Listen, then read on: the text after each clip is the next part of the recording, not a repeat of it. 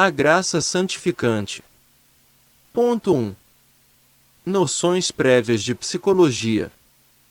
São necessárias aqui apenas umas brevíssimas noções de psicologia acerca da alma humana, que é o sujeito onde habita a nossa vida sobrenatural. A alma humana é uma substância espiritual que em seu ser e em seu agir, em si mesma, não depende da matéria. Contudo, enquanto permanece unida ao corpo, serve-se dos órgãos corporais para o exercício de certas funções. No entanto, a alma não é uma substância completa e tampouco pode chamar-se pessoa. O eu, a pessoa, não é somente um corpo ou apenas uma alma, mas uma composição que resulta da união substancial entre esses dois elementos. Sabemos não apenas pela razão e pela sã filosofia, mas também pela solene declaração dogmática da Igreja, que a alma é a forma substancial do corpo. Em virtude dessa formação substancial, o homem tem o ser de homem, de animal, de vivente, de corpo, de substância e de ser. Por conseguinte, a alma dá ao homem todo o grau essencial de perfeição e, além disso, comunica ao corpo o ato de ser pelo qual ele existe. A alma não é imediatamente operativa. A alma nos é dada na ordem do ser, não na ordem da operação. Como toda substância, precisa, para obrar, de potências ou faculdades o entendimento e a vontade que emanam da essência da alma como de sua própria raiz, embora sejam realmente distintas dela e mutuamente entre si. Esse é o sujeito onde se assenta e descansa a nossa vida sobrenatural. A graça, que é o seu princípio formal, radica na própria essência da nossa alma de uma maneira estática. As virtudes e os dons, que são o elemento dinâmico sobrenatural, residem nas potências ou faculdades precisamente para também elevá-las à ordem sobrenatural. 2. A graça santificante em si mesma. 85. O princípio formal de toda a nossa vida sobrenatural é a graça santificante. Embora sendo uma participação acidental da própria natureza de Deus, é soberana, e ao infundir-se em nossa alma, eleva-nos ao posto de seus filhos e herdeiros de sua glória. Exclamava São Paulo: o próprio Espírito se une ao nosso espírito, atestando que somos filhos de Deus. Ora, se somos filhos, somos também herdeiros, herdeiros de Deus e co-herdeiros de Cristo. Romanos 8,16, 17. Em sua magnífica pregação no Areópago, insiste que somos da raça de Deus, somos, pois, a linhagem de Deus, Atos 17,29. Essa mesma verdade Santo Tomás realça ao comentar a expressão de São João, nascido de Deus. Diz ele: esta geração, por ser de Deus, nos faz filhos de Deus. Vamos examinar a natureza da graça, o sujeito onde habita e os efeitos que produz na alma. São três as questões fundamentais desse nosso objeto. 1. Natureza da graça santificante. 86. Pode-se definir a graça dizendo que é uma qualidade sobrenatural inerente à nossa alma, que nos dá uma participação física e formal, embora análoga e acidental, da própria natureza de Deus. Examinemos os elementos dessa definição. 1. É uma qualidade. A qualidade, em filosofia, é um acidente que ordena uma substância. Geralmente se distinguem 4 espécies de qualidade. Se a substância é ordenada para o bem ou mal em si mesma, temos o hábito, e a disposição, se é ordenada para a ação ou operação, chama-se qualidade de potência e impotência. Se é ordenada para a receptividade, temos a paixão e a qualidade passional. Se é ordenada para a quantidade, temos as qualidades de forma e figura. Resta evidente que a graça santificante não pode pertencer a nenhuma das 3 últimas espécies de qualidade, uma vez que não se ordena diretamente para a operação, como a potência e a impotência, nem a acidente corpóreo, como a paixão, a qualidade passional, a forma e a figura. Há que pertencer, portanto, ao menos por eliminação, ao primeiro gênero de qualidade, e dentro dele, ao hábito, e não a uma simples disposição, posto que se trata de uma qualidade que, em si, é permanente e dificilmente removível. 2. Sobrenatural. É evidente. A graça é o princípio formal de nossa vida sobrenatural, aquele que nos eleva e constitui nessa ordem. Por ser sobrenatural, excede milhares de vezes todas as coisas naturais, transcendendo e ultrapassando toda a natureza, fazendo-nos entrar na esfera do divino e incriado. Santo Tomás afirma que a menor participação da graça santificante, considerada em um único indivíduo, supera e transcende o bem natural de todo o universo. 3. Inerente à nossa alma. Negarão esse fato os protestantes com sua teoria da justificação por imputação extrínseca dos méritos de Cristo, mas é uma verdade de fé definida pelo Concílio de Trento. Santo Tomás apresenta a razão mais profunda disso, apoiando-se em um princípio teológico sublime: o amor divino infunde e cria a bondade nas coisas. Nesse princípio repousa a principal diferença que distingue o amor humano do divino. Em nós, o amor nasce do objeto bom, real ou aparente, ao passo que Deus cria a bondade em um objeto pelo mero fato de amá-lo.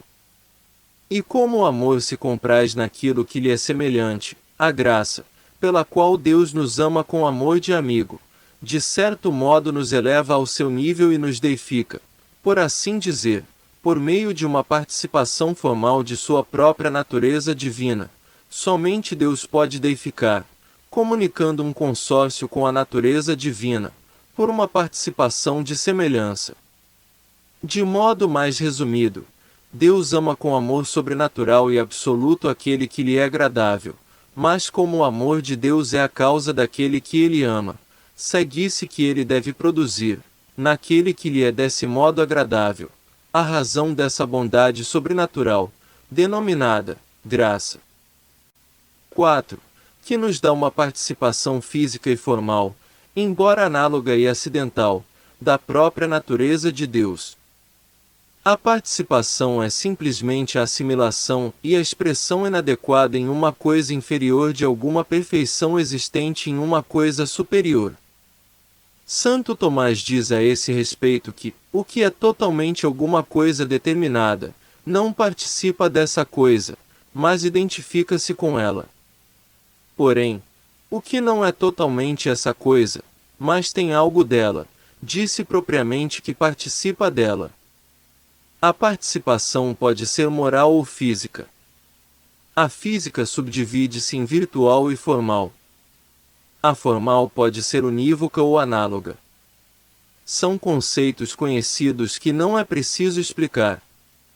Ao considerar todos esses elementos, dizemos que a graça santificante nos dá uma participação física e formal, embora análoga e acidental, da natureza divina. A participação física e formal.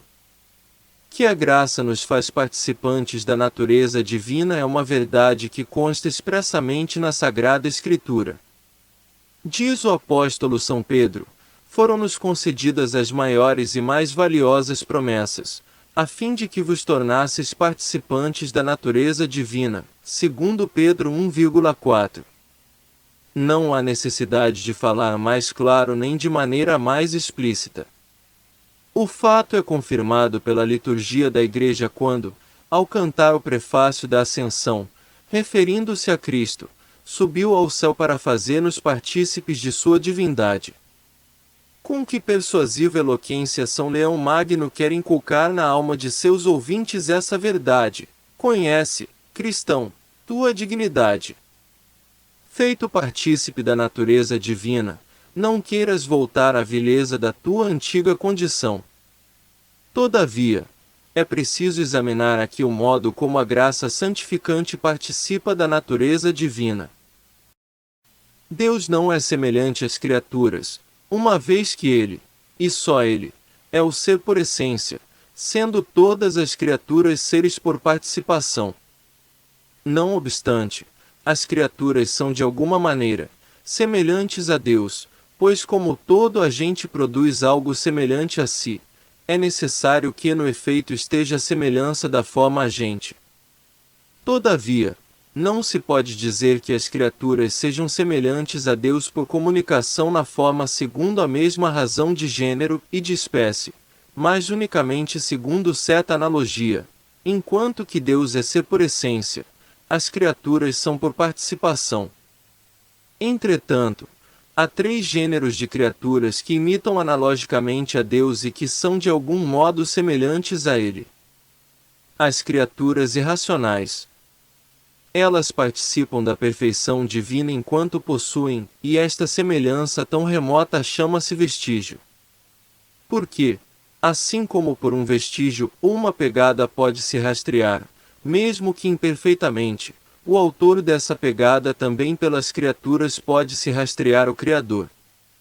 Nesse sentido, disse que as criaturas irracionais são como a pegada, o rastro, ou vestígio do Criador. As criaturas racionais, enquanto dotadas de inteligência, imitam e representam as perfeições de Deus de uma maneira mais explícita e determinada e, por isso, as chamam-se imagem natural de Deus. C. As almas em estado de graça, enquanto unidas a Deus pelo amor de amizade, imitam-no de uma maneira muito mais perfeita, e por isso chamam-se são propriamente imagem sobrenatural de Deus. Essa imagem de Deus como autor da ordem sobrenatural exige, para ser perfeita, uma verdadeira participação física e formal da natureza do próprio Deus. Sem dúvida que sim. Sem considerar que esse é um dado precioso que imediatamente se conclui da revelação, eis aqui as razões teológicas que o convalidam. 1. As operações próprias de alguma natureza superior não podem tornar-se connaturais a uma natureza inferior sem que esta participe, de algum modo, daquela, pois enquanto algo é, seus atos ou seus efeitos não podem ser jamais superiores à causa e a operação segue o ser. Porém, as operações próprias de Deus, ao menos algumas delas, tais como a visão beatífica, o amor beatífico, etc., tornam-se de algum modo connaturais ao homem pela graça. Logo, é evidente que o homem participa de algum modo, pela graça, física e formalmente da natureza própria de Deus. 2. Da graça brota uma inclinação a Deus tal como é em si mesmo. Entretanto, toda inclinação baseia-se e estabelece-se em alguma natureza e manifesta sua condição. Contudo, uma inclinação para a ordem divina em si mesma não pode basear-se em uma natureza de ordem inferior. Logo, deve basear-se em uma natureza divina, ao menos por participação. E essa participação deve ser física e formal, posto que física e formalmente brota dela aquela inclinação. 3. Pela própria natureza das virtudes infusas. As virtudes infusas, como veremos adiante, são como potências ou faculdades para operar sobrenaturalmente. Todavia, como a operação segue o ser, uma operação sobrenatural brotada vitalmente da alma supõe nela a presença de uma natureza sobrenatural, que não pode ser outra que uma participação física e formal da própria natureza de Deus. E não se diga que, através de uma graça atual, um pecador pode realizar um ato sobrenatural sem a necessidade da graça habitual em sua alma. Essa objeção não invalida nosso argumento, uma vez que estamos falando de um ato que nasce da alma naturalmente e sem violência e não de um impulso forçado para um segundo ato sem passar pelas disposições próximas habituais. Resta-nos examinar em que sentido afirmamos que a participação da natureza divina pela graça, física e formal, é, não obstante, análoga e acidental. Participação análoga significa que a natureza divina não se comunica a nós univocamente, como o Pai a transmite a seu Filho por via da geração naturalmente ou como em Cristo a humanidade subsiste na divindade. Pela graça, o homem não se faz Deus nem por geração natural, nem por união hipostática ou pessoa, mas sim por uma participação analógica, em virtude da qual o existente em Deus de um modo infinito é participado pela alma em grau limitado ou finito. A graça, escreve Santo Tomás, não é outra coisa que certa semelhança participada da natureza divina. O ferro colocado na brasa conserva sua natureza de ferro e somente toma as propriedades do fogo. O espelho iluminado pelo sol não adquire a natureza do sol, porém reflete a mesmo resplendor. Da mesma forma, diz São Leão, a dignidade original de nossa raça reside na possibilidade de que a bondade divina brilhe em nós como um espelho resplandecente. C. Participação acidental. A explicação, muito clara, Santo Tomás nos mostra com as seguintes palavras: toda substância constitui ou a natureza da coisa da qual é a substância ou uma parte da natureza. Dessa maneira a matéria ou a forma é dita substância. E porque a graça está acima da natureza humana, não pode ser substância ou forma substancial da alma, senão unicamente uma forma acidental da alma.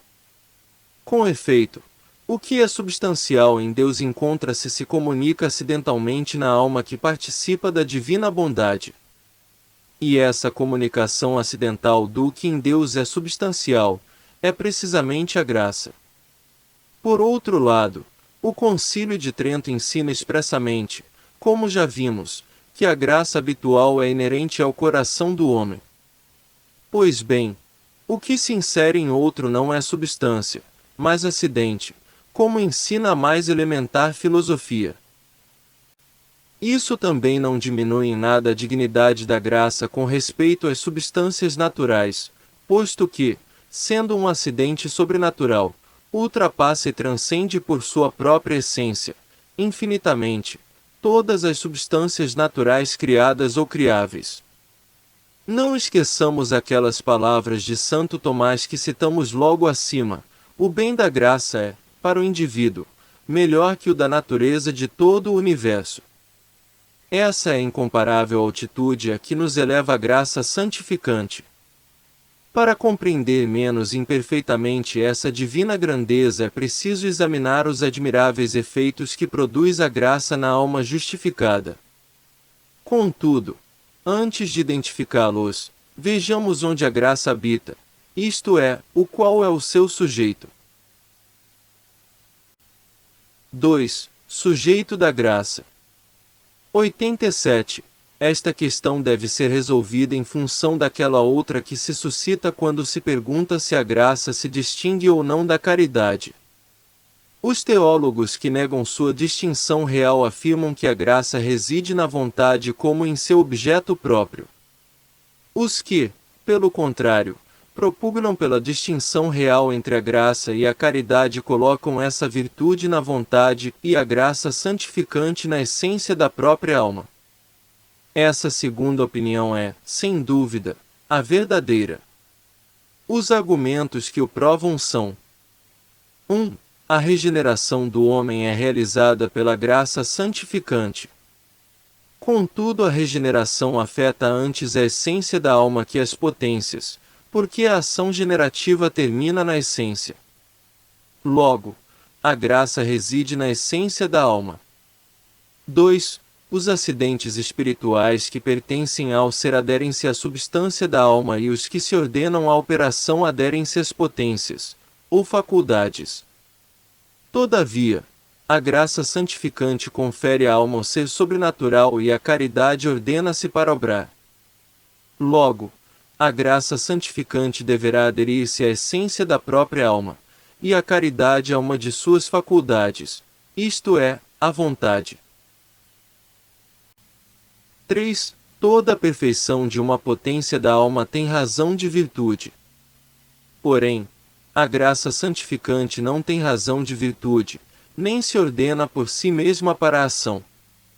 Logo, a graça santificante não é perfeição das potências da alma, mas sua própria essência. 3. Efeitos da graça santificante. Examinada, ainda que sumariamente, a natureza da graça e o sujeito em que reside, vejamos agora quais são os admiráveis efeitos que produz na alma justificada. Isso nos concederá uma ideia um pouco menos imperfeita das incalculáveis riquezas encerradas nessa misteriosa participação da própria natureza de Deus. 88. O primeiro efeito da graça santificante é dar-nos essa participação da natureza divina, da qual temos falado. Essa é a raiz e o fundamento de todos os demais efeitos procedentes da graça. Pois bem, entre esses efeitos, por sua transcendência soberana, destacam-se 3 que São Paulo assinala em sua Epístola aos Romanos. De fato, vós não recebestes espírito de escravos, para recaides no medo, mas recebestes o espírito de adoção filial e no qual clamamos, Abba, Pai. O próprio Espírito se une ao nosso espírito, atestando que somos filhos de Deus. Ora, se somos filhos, somos também herdeiros, herdeiros de Deus e co-herdeiros de Cristo. Romanos 8,15, 17. Apoiados neste sublime texto paulino, vamos assinalar os 3 principais efeitos que a graça santificante produz em nossa alma. 89, 1. A graça nos faz verdadeiramente filhos adotivos de Deus. Para ser pai é preciso transmitir sua própria natureza específica a outro ser.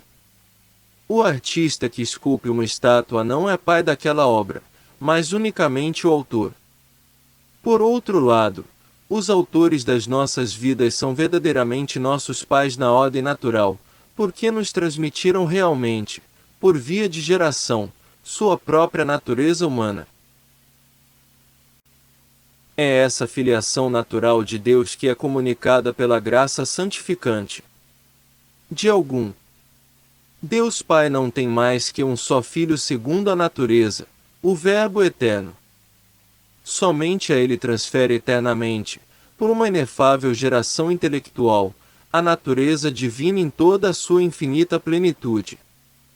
Em razão dessa geração natural, a segunda pessoa da Santíssima Trindade possui a mesma essência divina do Pai. É Deus exatamente como ele. Por isso, Cristo, cuja natureza humana está unida hipostaticamente à pessoa do Verbo, não é filho adotivo de Deus, mas filho natural com todo o rigor da palavra. Nossa filiação divina por meio da graça é de natureza muito diferente. Não se trata de filiação natural, mas de filiação adotiva. Contudo, é preciso entender bem a verdade para não formarmos uma ideia débil e pouco significativa de sua sublime grandeza. Vamos explicá-la um pouco. A adoção consiste na admissão gratuita de um estranho em uma família, que dali em diante considera-o como filho e dá-lhe o direito à herança dos bens. A adoção humana exige 3 condições. A. Por parte do sujeito, a natureza humana requer uma semelhança de natureza com o pai adotivo. Ninguém pode adotar uma estátua ou um animal. B. Por parte do adotante, requer-se um amor gratuito e de livre eleição.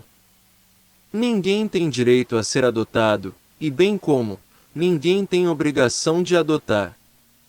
C. Por parte dos bens, é preciso que haja um verdadeiro direito à herança do pai adotivo. Do contrário, a adoção seria puramente ilusória ou fictícia. Então, a graça santificante nos confere uma adoção divina que, realizando plenamente todas essas condições, excede-as e as supera em muito. Isso porque as adoções puramente humanas ou legais, em última análise, reduzem-se a uma ficção jurídica, totalmente extrínseca à natureza do adotado, que lhe confere, é verdade, diante da sociedade humana, os direitos de filhos, mas sem infundir-lhe o sangue da família, sem que em sua natureza e personalidade humana realmente se produza alguma mutação interior, intrínseca. Por outro lado, Deus Uno e Trino, ao adotar-nos como filhos, infunde-nos a graça santificante, que nos dá, como já afirmado, uma participação misteriosa, mas muito real e formal, de sua própria natureza divina. Trata-se de uma adoção intrínseca, que põe em nossa alma, física e formalmente, uma realidade divina, que faz circular, empregando uma linguagem metafórica para explicar uma realidade sublime, o próprio sangue de Deus. Em virtude desse enxerto divino, a alma se faz participante da própria vida divina. É uma verdadeira geração, um nascimento espiritual que imita a geração natural e que recorda, analogicamente, a geração eterna do Verbo de Deus. Em resumo, como diz expressamente o evangelista São João, a graça santificante não nos dá unicamente o direito de chamar-nos filhos de Deus, mas nos torna filhos de fato. Vede que grande amor o Pai nos deu, sermos chamados filhos a Deus. E nós o somos. Primeira Epístola de São João 3,1. Maravilha inefável que pareceria inacreditável se não constasse expressamente na divina revelação. 92. Faz-nos verdadeiramente herdeiros de Deus. É uma consequência inevitável de nossa filiação divina. São Paulo afirma isso expressamente: se somos filhos, somos também herdeiros. Romanos 8,17. Todavia, também nesse aspecto quanta diferença entre a filiação adotiva pela graça e as adoções puramente humanas ou legais. Entre os homens os filhos somente tornam-se herdeiros depois da morte dos pais, e a não é tanto menor quanto maior for o número dos herdeiros. Porém, nosso Pai Celestial viverá eternamente, e com Ele, possuímos uma herança tal que, apesar do número dos participantes, jamais sofrerá diminuição. Porque essa herança, ao menos no principal dos seus aspectos, é rigorosamente infinita. É o próprio Deus, uno em essência e trino em pessoas, o objeto frutivo principal de nossa herança eterna de filhos adotivos. Tua recompensa será muito grande, Gênesis 15,1, disse Deus a Abraão e repete a cada alma em graça. A visão beatífica, que leva consigo o gozo frutivo de Deus, tal é a parte principal da herança que corresponde, pela graça, aos filhos adotivos de Deus. Depois disso, todas as riquezas da divindade, tudo o que constitui a própria felicidade de Deus e proporciona-lhe um gozo sem fim, lhes serão comunicados, são as perfeições infinitas, inesgotáveis, da divindade. Finalmente, Deus porá à nossa disposição todos os seus bens exteriores, sua honra, sua glória, seus domínios, sua realeza. Tudo isso proporcionará à alma uma felicidade e alegria inexplicáveis, que preencherá por completo, com abundância transbordante, todas as suas aspirações e desejos. E tudo isso a alma receberá como herança devida a título de justiça. A graça é inteiramente gratuita, entretanto, uma vez possuída, dá-nos a capacidade de merecer o céu a título de justiça. Porque a operação segue a natureza do ser e o valor de uma obra provém, antes de tudo, da dignidade daquele que a realiza. Assim, sendo a graça uma forma divina inerente à alma justificada, qualquer ação sobrenatural da qual a graça seja raiz e fundamento, tem-se uma relação intrínseca com a glória, traz consigo a exigência dos bens da glória. Há, pois, um perfeito paralelismo entre graça e glória. As duas estão situadas no mesmo plano, são substancialmente uma mesma vida. Não há entre elas mais que uma diferença de grau, é a mesma vida em estado inicial ou em estado consumado. A criança não difere especificamente do homem maduro, é um adulto em germe. Assim acontece com a graça e com a glória.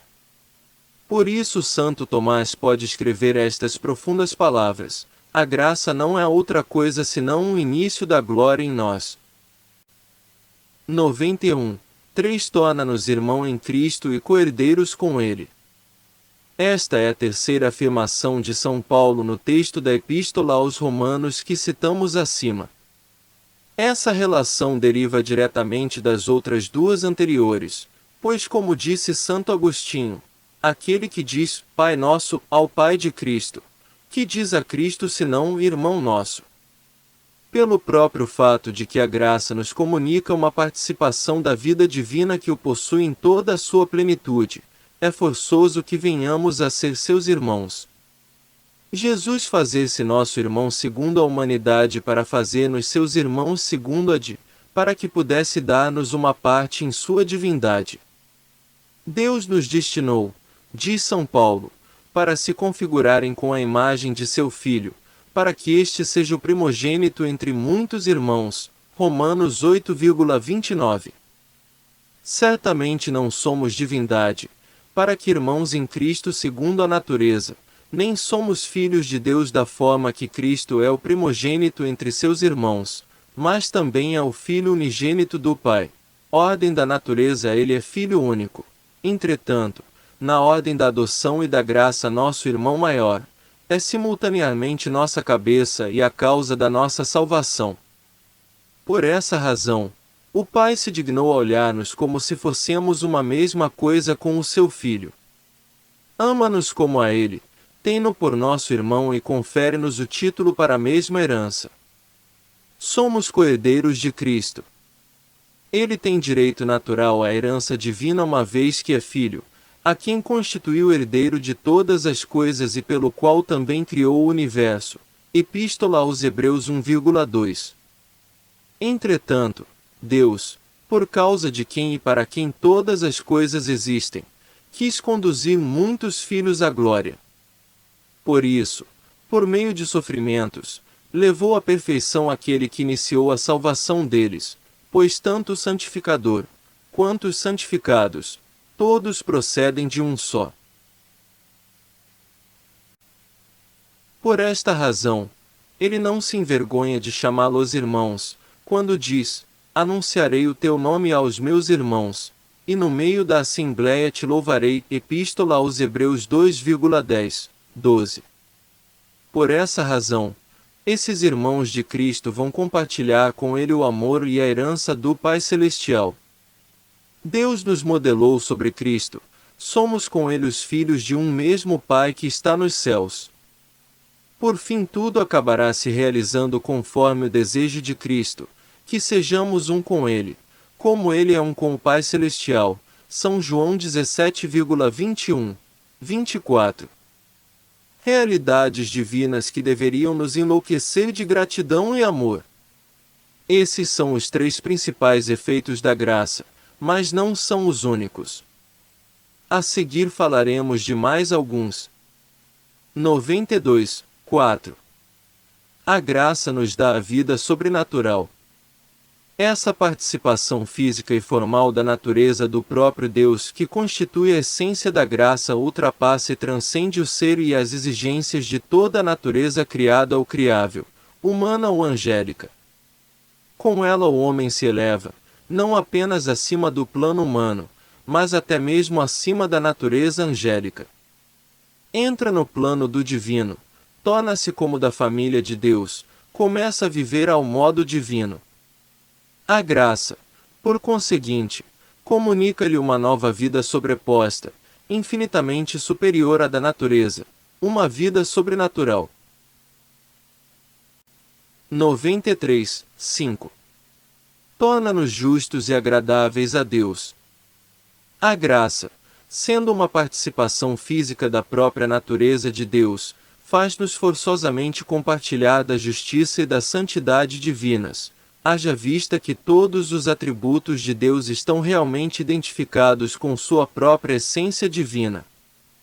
Por isso, a graça santificante é absolutamente incompatível com o pecado mortal, pois este pressupõe precisamente a privação dessa justiça e santidade. Por isso, a graça nos torna gratos e agradáveis a Deus, que passa a contemplar em nós uma irradiação de sua formosura, um resplendor de sua própria santidade. Ensinou-nos com muita propriedade o Concílio de Trento ao dizer que a justificação do pecador pela graça santificante não somente a remissão dos pecados, mas ao mesmo tempo a santificação e renovação do homem interior pela voluntária recepção da graça e dos dons. Por este meio, o homem de injusto se torna justo e de inimigo, amigo. Um pouco mais abaixo acrescenta que a única causa formal dessa justificação é a justiça de Deus, não enquanto Ele mesmo é justo, mas enquanto nos torna justos, quer dizer, enquanto por Ele enriquecidos, fica a nossa alma espiritualmente renovada, e não só nos passamos por justos, mas verdadeiramente nós nos denominamos tais e o somos em verdade. 94, 6. Dá-nos capacidade para o mérito sobrenatural. Sem a graça, as obras naturais mais heroicas não teriam absolutamente nenhum valor em relação à vida. Um homem privado da graça é um cadáver na ordem sobrenatural e os mortos nada podem merecer. O mérito sobrenatural supõe radicalmente a vida sobrenatural. Esse princípio é de um valor incalculável na vida prática. Quanta dor, quanto sofrimento poderia ter um valor extraordinário para a vida eterna é completamente estéril e vazio, por provir de uma alma privada da graça santificante. Enquanto estiver em pecado mortal está radical e absolutamente incapacitado para homem qualquer merecimento na ordem sobrenatural. 95:7. Une-nos intimamente a Deus. Já unidos a Deus na simples ordem natural pela ação conservadora divina, que o faz realmente presente em todos os seres, por essência, presença e potência, a graça santificante vem incrementar até o indizível essa união com Deus, transformá-la e elevá-la a outro plano infinitamente superior. Em virtude dessa nova união, Deus está realmente presente na alma justificada na qualidade de amigo, já não só como Criador e Conservador.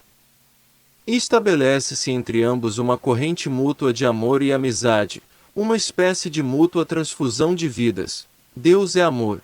Quem permanece no amor, permanece em Deus, e Deus permanece nele. Primeira Epístola de São João 4,16. Exceto a união hipostática, que é própria e exclusiva de Jesus Cristo, não se pode imaginar outra união mais íntima com Deus. Os últimos graus de desenvolvimento que a graça pode alcançar nesta vida, e até mesmo a própria união indissolúvel procedente da visão beatífica no céu, não são substancialmente diferentes da que se estabelece entre Deus e uma alma que acaba de ser justificada pela infusão da graça em seu grau ínfimo. Há entre elas uma diferença de grau, mas estão substancialmente dentro da mesma ordem. Tal é a inimaginável altura que nos eleva à simples posse do estado de graça. 96. Faz-nos templos vivos da Santíssima Trindade.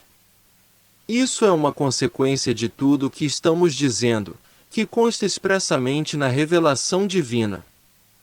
O próprio Cristo dignou-se revelar-nos o mistério inefável. Se alguém me ama, guardará a minha palavra, meu Pai o amará, e nós viremos a ele e nele faremos a nossa morada. São João 14,23. E a realidade incriada, rigorosamente infinita, que inseparavelmente traz consigo a graça santificante.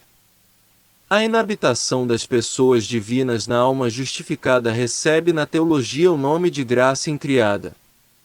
É evidente, com efeito, que essa inabitação é uma realidade infinita e incriada, uma vez que é o próprio Deus. E não menos claro e evidente é que essa habitação divina é-nos concedida de uma maneira inteiramente gratuita, ou seja, sem que seja requerido algum mérito de nossa parte. É uma graça insigne de Deus. Portanto, trata-se, evidentemente, de uma graça incriada. Ora, essa graça incriada pressupõe necessariamente a presença na alma de outra criada, ao ponto de que aquela não seria possível sem esta. Ouçamos o doutor Angélico explicar de modo profundíssimo essa doutrina. A mudança da não possessão para a possessão do Espírito Santo não se sem que se opere uma troca ou mutação real, ou no próprio dom, ou no dom contudo, como o Espírito Santo que é dom que a criatura recebe, é por absolutamente imutável, forçoso é que o donatário, ou seja, a criatura, a quem Espírito Santo, experimente uma troca ou mutação interior que a aperfeiçoe-o para receber e tomar posse do Divino Espírito. Essa mutação interior, a alma experimenta através de uma qualidade criada, de ordem sobrenatural, que recebe o nome de graça santificante, sem a qual o dom do Espírito Santo seria impossível a ela. Essa graça criada, que não é outra que a graça habitual ou santificante, comumente designada, é a que formalmente nos santifica, por isso chama-se santificante, e faz-nos filhos de Deus por adoção.